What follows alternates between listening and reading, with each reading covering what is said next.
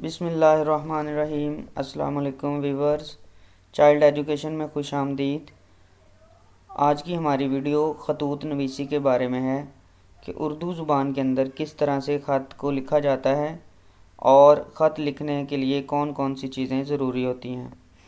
تو آئیے شروع کرتے ہیں اپنی ویڈیو، لیکن ویڈیو شروع کرنے سے پہلے ایک گزارش کہ ہمارے چائلڈ ایجوکیشن چینل کو لائک کریں، شیئر کریں اور سبسکرائب کریں تاکہ ہر آنے والی نئی ویڈیو آپ تک بر وقت پہنچ سکے اور آپ اس سے مستفید ہو سکیں۔ خطوط نویسی کے بارے میں پہلے چند ہدایات ہیں، آئیے ان کو ملاحظہ کرتے ہیں۔ خط ایک تحریری ملاقات ہے جس سے ہم اپنے حالات ایک دوسرے کو بتاتے ہیں۔ اسی وجہ سے خط کو نصف الملاقات کہا جاتا ہے۔ اگرچہ ہم ایک دوسرے کو دیکھ نہیں پاتے مگر اپنے اور دوسروں کے حالات سے آگاہ ہو جاتے ہیں۔ خط لکھتے وقت ان ہدایات پر عمل کریں۔ نمبر 1، خط لکھتے وقت یوں سمجھیے کہ آپ جسے خط لکھ رہے ہیں وہ آپ کے سامنے بیٹھا ہوا ہے اور آپ کی باتیں غور سے سن رہا ہے، اس لیے اس کے بڑا یا چھوٹا ہونے کا لحاظ رکھتے ہوئے بات کرنی چاہیے۔ نمبر 2، جو کچھ آپ لکھنا چاہتے ہیں یا اسے کہنا چاہتے ہیں مختصر الفاظ میں لکھیں تاکہ اپنا اور دوسرے کا وقت ضائع نہ ہو۔ نمبر 3، خط میں کوئی فضول بات نہ لکھیں، مطلب کی بات لکھیں اور جو کچھ لکھیں صاف اور خوش خط لکھیں۔ نمبر 4، خط کو چھوٹے چھوٹے جملوں میں مرتب کرنا چاہیے۔ لمبے فقرات اکثر الجھن کا باعث ہوتے ہیں، تحریر میں بدھا پن پیدا ہو جاتا ہے۔ نمبر 5، خط کے آغاز میں پیشانی پر بسم اللہ الرحمن الرحیم لکھیے۔ خط کی پیشانی کے دائیں طرف اپنا مختصر پتہ لکھیے، جیسے 291 شادباد منڈی بہاؤدین۔ اس کے نیچے تاریخ درج کیجیے، مثال 5 فروری 2018۔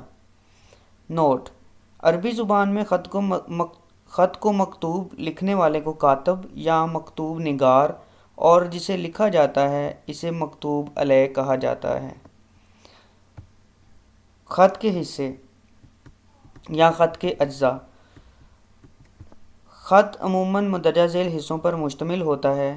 نمبر 1، مقام روانگی اور تاریخ۔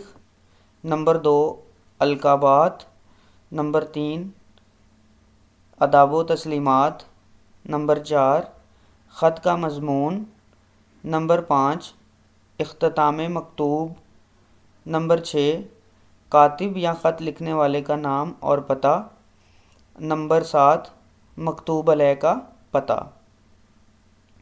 خطوط کی اقسام: خطوط کی 4 اقسام ہوتی ہیں: نجی خطوط۔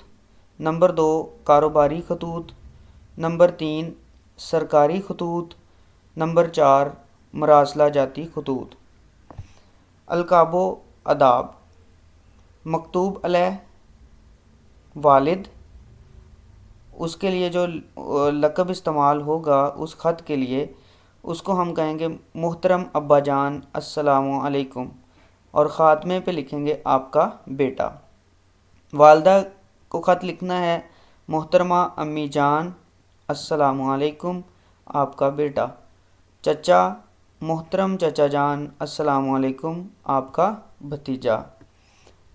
اسی طرح سے چچی کو خط لکھیں گے تو محترمہ چچی جان السلام علیکم، اختتام پہ آپ کا بھتیجا۔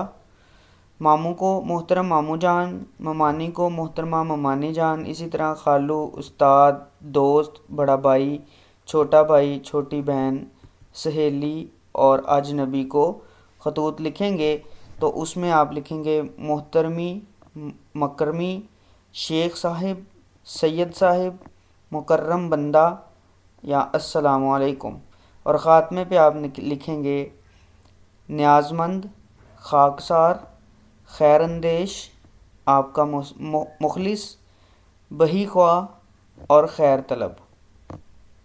یہ تھی چند وضاحتیں جو اردو خط کے اندر بہت ہی ضروری ہیں اور جن کو مد نظر رکھنا چاہیے، اور اردو خط لکھتے ہوئے ان چیزوں کا خیال رکھا جانا چاہیے۔ تو ملتے ہیں ایک نئی ویڈیو کے ساتھ، تب تک کے لیے اجازت دیجیے۔ اللہ حافظ و ناصر۔